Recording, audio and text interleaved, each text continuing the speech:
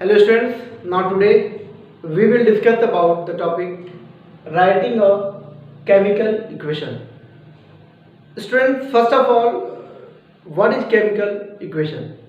The representation of chemical reaction in terms of symbols and formulae. Okay, in terms of symbols and formulae of reactants and products is called chemical equation. Now these are following manners, okay, to writing a chemical equation. Okay, first manner is the symbols and formulae of reactants are written first on left hand side with a plus sign in between the reactants. मतलब ये हुआ कि अगर कोई equation लिखना चाहते हैं तो सबसे पहले ध्यान देना होगा कि जितने भी रिएक्टेंट्स होंगे वो हमेशा कहाँ होंगे, on the left hand side. मतलब ये कि उसको हमेशा लेफ्ट हैंड साइड में लिखना होगा। For example, carbon plus oxygen react and gives CO2, carbon dioxide.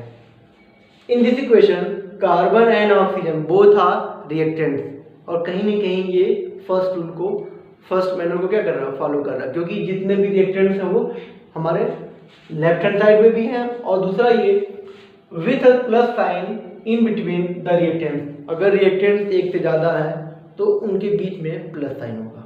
Now the symbols and formulae, second, the symbols and formulae of products are written on right hand side, okay, with a plus sign between the products. जैसे reactants को हम left hand side में लिखते हैं वैसे ही product को right hand side में लिखा गया है, तो प्रोडक्ट्स को हम राइट हैंड साइड में लिखेंगे, और अगर प्रोडक्ट एक से ज़्यादा बनता है तो उसको हम कहीं ना कहीं प्लस साइन के साथ लिखेंगे। Okay, now third, an arrow pointing from reactants towards products is placed between both the side. मतलब ये कि अगर हमको रिएक्टेंट से प्रोडक्ट बनते हुए इक्वेशन को दिखाना है तो उन दोनों के बीच में एक एरो होगा जो रिएक्टेंट से प्रोडक्ट की तरफ होगा। Means that we can write like this, reactants gives products। ठीक है, तो रिएक्टेंट्स से प्रोडक्ट की तरफ जो एरो होगा वो ये बताएगा कि रिएक्टेंट्स से रिएक्शन के बाद वो प्रोडक्ट बना है। ठीक है, ये भी बिल्कुल वैसे ही है, इसमें भी रिएक्टेंट्स है, कार्बन एंड ऑक्सीजन रिएक्ट करेंगे और एक CO2 गैस बनेगा जो कि राइट हैंड साइड में होगा। तो ये बता रहा है एरो कि वो रिएक्टेंट से प्रोडक्ट कार्बन डाइऑक्साइड बन रहा है।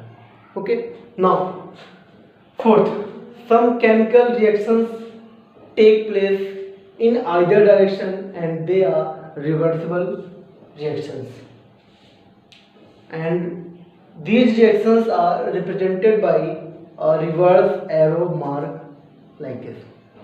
मतलब ये कि ऐसे भी बहुत सारे इक्वेशन आपको मिलेंगे जिसमें रिएक्टेंट से कुछ प्रोडक्ट्स बन रहे हैं तो वापस प्रोडक्ट से रिएक्टेंट्स भी हम किसी न किसी मेथड से अगर ला सकते हैं। ऐसे सारे इक्वेशन नहीं हैं, बट जो भी हैं, तो जो भी इस तरह के इक्वेशंस होंगे जिनमें रिएक्टेंट से प्रोडक्ट और वापस प्रोडक्ट से रिएक्टेंट्स अगर बना सकते हैं तो किसी मेथड से, तो इस तरह के इक्वेशन जो होंगे उनको हम रिवर्सिबल कर सकते हैं।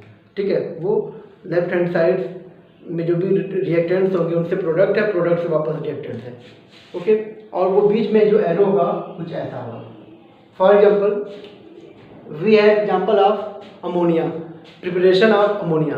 लैब में जब भी अमोनिया गैस अगर हमको बनाना है तो नाइट्रोजन और हाइड्रोजन को रिएक्ट कराएंगे, और रिएक्शन होने के बाद हमको ammonia easily as a product मिलता है। ठीक है, और वापस अमोनिया से हम नाइट्रोजन और हाइड्रोजन पा सकते हैं। ठीक है, तो ये जो इसका इक्वेशन होगा फॉर फोर्थ पॉइंट, हाँ, nitrogen plus hydrogen gives ammonia NH3, Okay, now we have one nitrogen on right hand side and 2 nitrogen on left hand side. So first of all multiply 2 on right hand side. Now we have 2 nitrogen. On left hand side we have 2 hydrogen, and on right hand side we have 6 into 2 6 hydrogen. So we have to multiply 3 in hydrogen. Now this is balanced equation. Now and ये symbol लगा देते हैं reverse arrow mark, तो ये बताता है कि nitrogen और हाइड्रोजन रिएक्ट करके अमोनिया गैस बनाता है और वापस हम अमोनिया से नाइट्रोजन और हाइड्रोजन पा सकते हैं. Now this is example of reversible reaction. Now next point, the evaluation of a gas in a reaction is represented by upward arrow mark.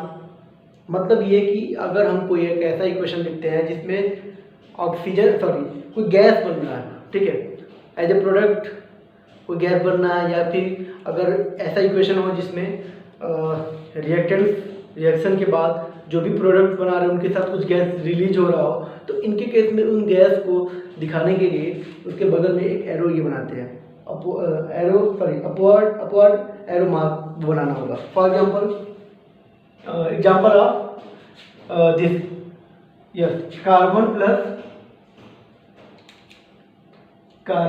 Plus oxygen gives carbon dioxide. Okay, and carbon dioxide is a gas, so we can write, हम ऐसे arrow बना सकते हैं. Now next, if a product settles down at the bottom, it is called precipitate.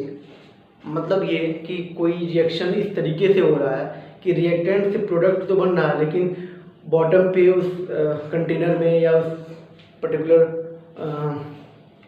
Test tube या जो भी आपके पास container है उसके बॉटम पे अगर वो कुछ कलेक्ट हो रहा है, ठीक है, प्रेसिपिटेट के रूप में कलेक्ट हो रहा है, तो वो क्या बॉटम पे कलेक्ट होता है. तो इसको हम इक्वेशन में अगर दिखाना चाहते हो तो हम एक डाउनवर्ड एरो मार्क बना करके दिखा सकते हैं, ठीक है.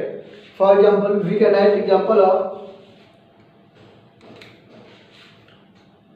Sodium chloride react with silver nitrate AgNO3.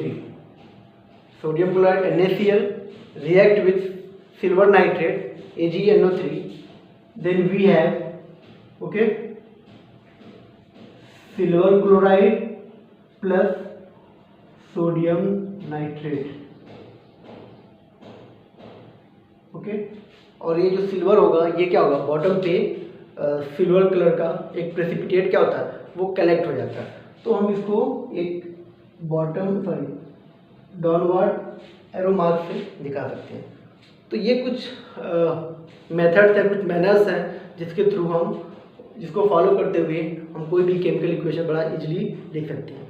Overall हमको इस वीडियो से यही समझ में आया कि इक्वेशंस लिखने के टाइम में लेफ्ट हैंड साइड में, आपके लेफ्ट हैंड साइड में जो भी रिएक्टेंट्स होते हैं उनको लिखते हैं, राइट हैंड साइड में जो भी प्रोडक्ट्स होते हैं उनको लिखते हैं. दोनों के बीच में एक एरो होता है जो रिएक्टेंट से प्रोडक्ट की तरफ होता है और ये बताता है कि रिएक्टेंट से प्रोडक्ट बन रहा है, और अगर कहीं वो रिवर्सिबल है तो कुछ एरो इस टाइप का बनता है, ठीक है, ताकि वो रिएक्टेंट से प्रोडक्ट और प्रोडक्ट से रिएक्टेंट मिल जाए.